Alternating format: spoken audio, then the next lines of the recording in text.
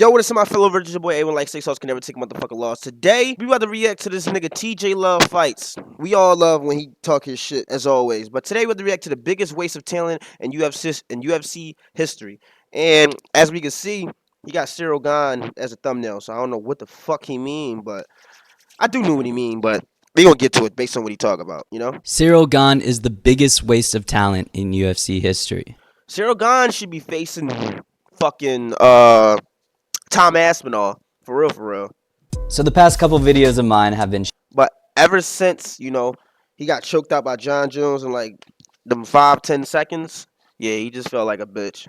shitting on John Jones and his part in the heavyweight division, and for good reason. We all know Tom Aspinall should be the undisputed champ at this point, since John Jones is damn sure not going to fight Tom for that title anytime in the near future or even in the far future. But the inactivity of John Jones seems to be overshadowing the inactivity of another heavyweight that doesn't seem to fight the guys at the top or fight at all. Granted, Cyril Gane has finally got a fight announced for the stat card of UFC 308 in October, and it should He shouldn't even be fighting him, honestly. be a fun fight, as it's the rematch with the new and improved Alexander Volkov, who is on a 4-fight win streak, just coming off of his underdog win over Sergey Pavlovich. However, for Cyril, this comes after 11 months of not fighting, with his last fight and win being over Sergey Spivak, and by the time this fight happens at UFC 308, it will be over a year since Cyril last fought. And to John Jones' credit, the little credit he has, John has had an injury that sidelined him for at least 6 months, and even though this is not a valid excuse, he still has somewhat of an excuse to fight Stipe, since it was planned in November of last year. Meanwhile, Cyril Gane has absolutely zero valid excuses for not being active and at least chasing the interim Yes, he do. He got his excuse that he got choked out in like 10 seconds, and he had to upgrade his wrestling. You feel me? title that Tom has. And it really depends on whether or not you call this a valid excuse, but more on that later. Cyril Gane, who was once hailed as the best striker in the heavyweight division, the next UFC talent, and was almost seen as a lock to be the next heavyweight champion, has not fought in almost a year, despite no injuries, no sickness, no contract negotiation thing, nothing. So why does a guy that is this talented at fighting want to be filming movies in his prime instead of wanting to be champion? Or in other words, why does it feel like Cyril Gane just doesn't want it? Let's go back 5 years ago. Cyril made his debut in 2019, and despite him being the striker we all know him for, he would actually get his first win via arm triangle. And again, he would get his second win through submission, this time through heel hook, which again is very impressive given his striking background. And after his third fight and win via decision, Cyril Gane would face his first notable opponent and former heavyweight champion, Junior Dos Santos. And sure, he was a well past his prime Junior Dos Santos, but he still sparked the former champ with beautiful striking and eventually a giant elbow to seal the deal. This would then be followed with a win over Jairzinho Rozenstruik, where again, Cyril would put on a striking masterclass, this time over the course of 5 rounds. And Cyril was just so fluid in there, mixing up his striking and even grappling at times. This great win would be followed I want to see Tom versus Cyril. Like, that would be fucking crazy, bro. with another great win over a long-time name in the division in Alexander Volkov, and again over the course of 5 rounds, Gane would look like the future of this division, as he looked so fast on the feet and outstruck a tough Volkov who gave Gane work too. Then we would get into the fight that I think introduced Cyril Gane to a much bigger stage, the casuals especially, as he fought longtime heavyweight star Derek Lewis in his hometown of Houston, Texas. And as much as I don't really like Cyril Gane now, it was hard as fuck that he came out to still tipping in enemy territory. And he completely decimated the one-dimensional Derek Lewis, as Derek Lewis did what Derek Lewis does, which is wait for his opportunity to land something big and put the lights out on Cyril. Cyril continued to land unchecked leg kicks, pick apart Derek, and eventually he found a giant right and finished him on the floor. This fight additionally made Cyril Gane the interim champion and set up his opportunity to fight for undisputed gold. And his opponent, former teammate Francis Ngannou. And I still remember the hype and aura surrounding Cyril Gane at this point. If you don't remember or you weren't around during this time, Cyril Gane had the aura and hype of what Tom Aspinall currently has today. Facts. Everyone was clamoring over the fact that Cyril Gane was this beautiful Everybody was just on his dick. You feel me? But on some real shit, when Cyril Gane was fighting, there's one thing I always realized is that his wrestling is not highly elite. It's like almost not that good. striker. And Francis caught on to that.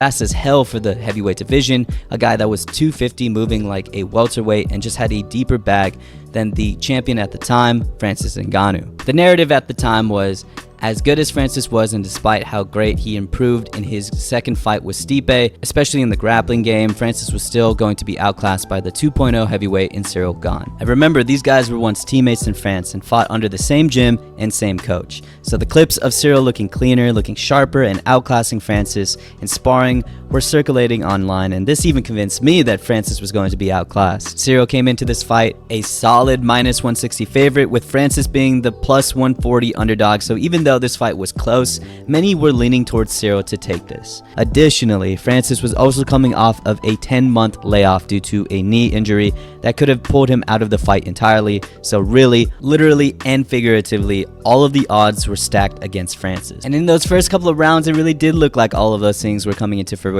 Ciryl Gane was way quicker than Francis, lighting him up with strikes that Francis couldn't have countered. Francis was clearly losing the stand-up, and his fight-changing power was rendered useless because Ciryl was way too quick for him, and it really seemed like Ciryl just knew all of Francis's moves. But in the third, Francis would make an unprecedented move, which would completely turn the tides of this fight as he became a motherfucking wrestler. Oh, you're a wrestler now. And took Ciryl to another dimension of a fight, straight into the canvas. It was probably one of the greatest mid-fight adjustments I've ever seen, and something no one expected out of Francis Ngannou. And from here, it was just straight bully mode from Francis. Eventually, Francis Ngannou would get this win via unanimous decision, and it would prevent the young and talented Ciryl Gane from catching undisputed heavyweight gold. But still, by this point, nobody was really throwing away Ciryl Gane's career quite yet. I mean, he got a UFC title shot only after 4 years fighting MMA. That's pretty crazy, and even though he was out-wrestled by Francis, he still was seen as a true contender. Ciryl would bounce back and deliver in... Bro, Ty shoulda won this fight, B.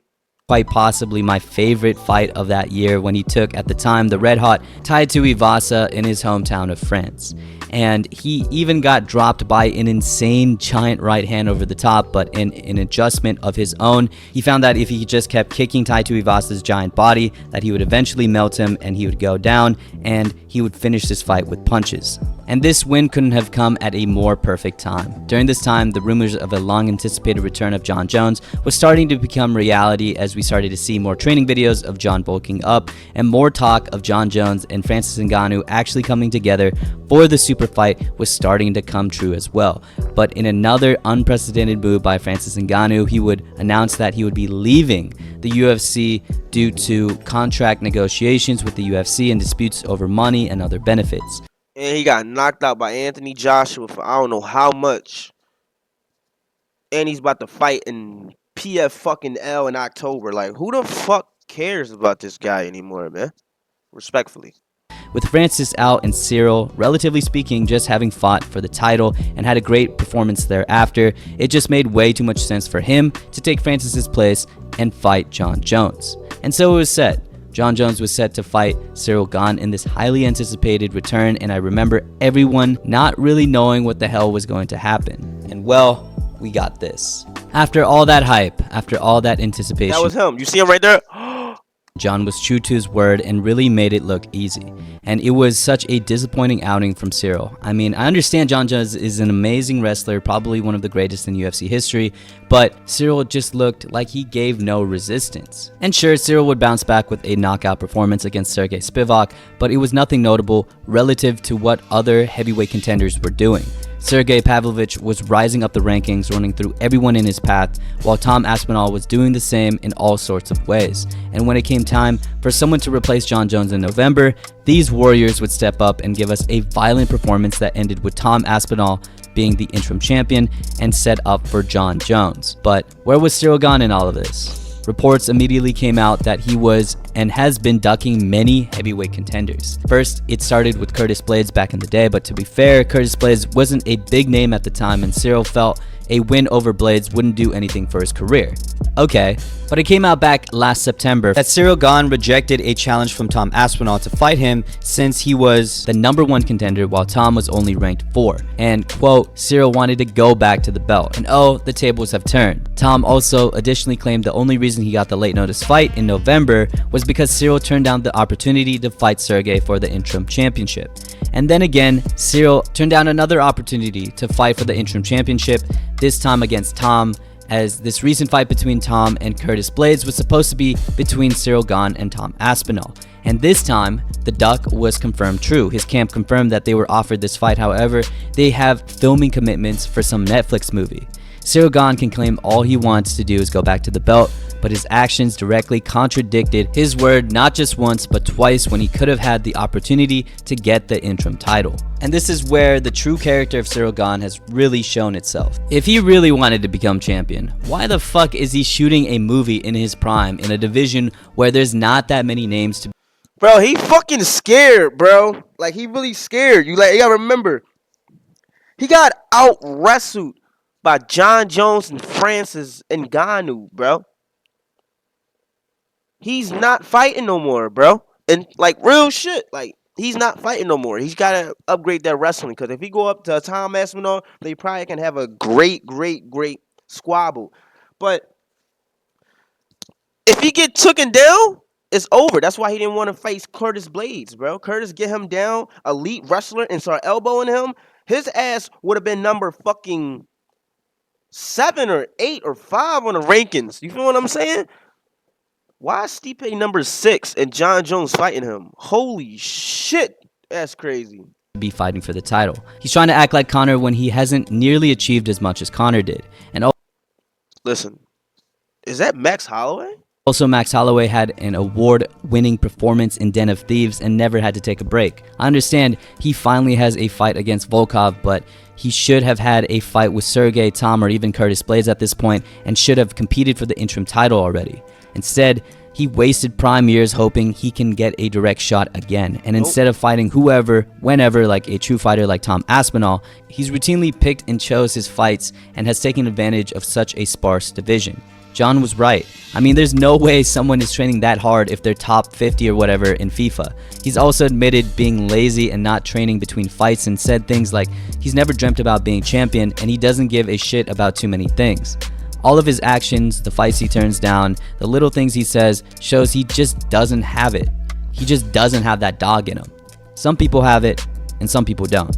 Cyril doesn't have it and it sucks because of how talented he is, and if he had that dog, he would be making interesting fights with top contenders, but instead, he let the year pass and let Tom Aspinall become everything he was supposed to be.